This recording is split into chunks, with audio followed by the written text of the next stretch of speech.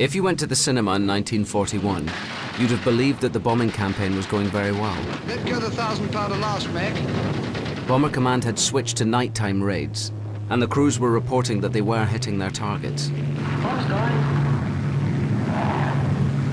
I got a bullseye with the last one. Good man. Beg of nuts or a cigar. But Prime Minister Winston Churchill was about to discover the shocking truth. At the National Archives in Kew, I'm meeting archivist Jessica Lutkin, who's going to show me what was really going on in 1941. Yes, yeah, it is Cape Cod, yeah. Right, this is an important document for the history of Bomber Command, and it was written in 1941, and it's an analysis of the success rate of the bombing campaigns that went on over in Germany.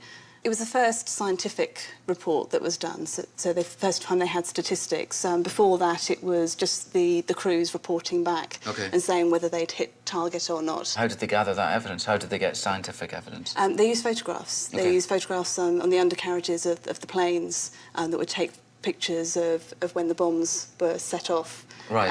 And from those photographs, they could then write a report. I want to make a sort of snooker joke, but I can't think of one. For those of you watching in black and white, the pink is next to the blue. Okay. Right, so let me turn to our report for you. So there you are.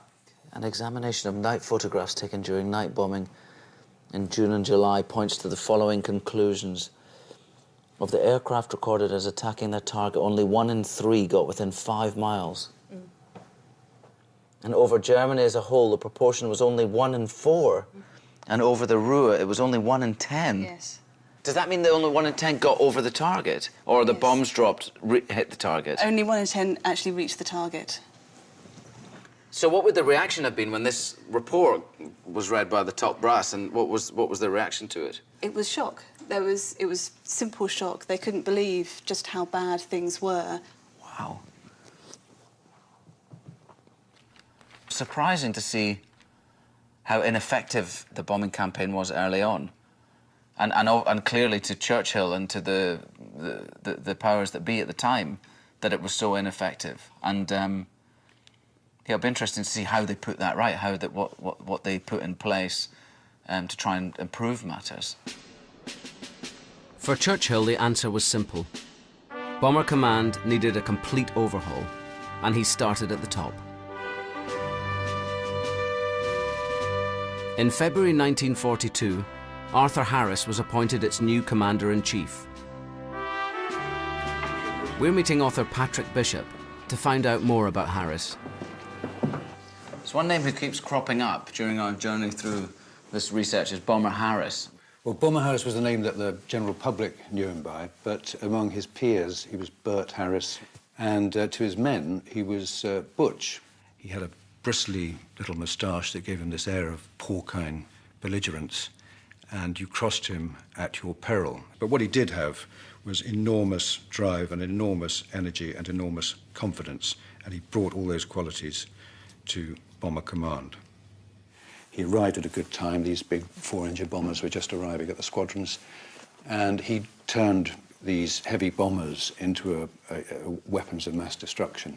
I mean, you can date from his arrival the time when things start getting very unpleasant for the Germans. Was he liked, do you think, by the crews? I think he was respected enormously, and they, I think, understood what it was that he was doing, and the fact that their lives were being put on the line. I think they understood that that's what had to be done. And I mean, hard men are needed in wartime, and he was certainly that. Harris had an unflinching belief that bombing alone could win the war, and he didn't mince his words. The Nazis entered this war under the rather childish delusion that they were going to bomb everybody else, and nobody was going to bomb them.